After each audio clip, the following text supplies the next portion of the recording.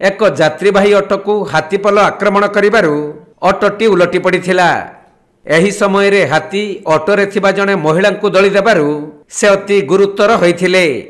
तेणु स्थानीय लोक माने संगे संगे तांको उद्धार करी एक आम्बुलेंस जुगे मेडिकल को पठाइथिबा बेले चिकित्साधीन अवस्था महिलांकर मृत्यु होइछि।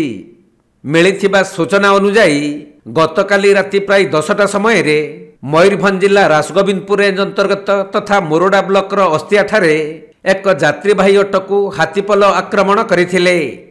फलरे जणे महिला को अति गुरुतर अवस्था उद्धार करा जाई आम्बुलेंस जुगे प्रथमे किसानतांडी गोष्ठी स्वास्थ्य केन्द्र को नहीं भर्ती करा जाइथिला। हेले तांको अवस्था अति संकटापन्न थिबारु पुणी बारिपदार Pandit Raghunath Murmu medical college hospital को पठा जाइथिले भी सेठारे चिकित्साधीन अवस्था महिलांकर मृत्यु होइछि। मृत महिला जनक हेउछंती बारिपदा उपखंड पुड़ा अस्तिया ग्रामर पवना नायकंक स्त्री रीना नायक। मृत रीना अमरदा ग्रामर निज संपर्क घरू एक ऑटो जुगे फेरुथबा समय रे अस्तिया निकटरे सही ऑटो सामना को हाथीपल चली आसीथिले। यह देखि ऑटोरे थिबा अन्य माने एणे तेणे दौड़ी पलाई जीवन बंचाइथिले भी हाथीपल समस्त राग ऑटो और रीना उपरे सुझाइथिले।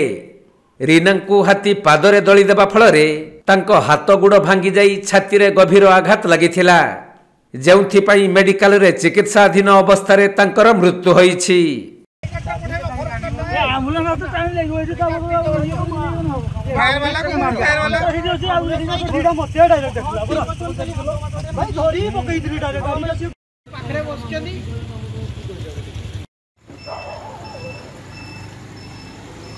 मयूरभंज जिला मुरडारू ज्ञानरंजन बेहेरा रिपोर्ट, कोणार्क लाइव।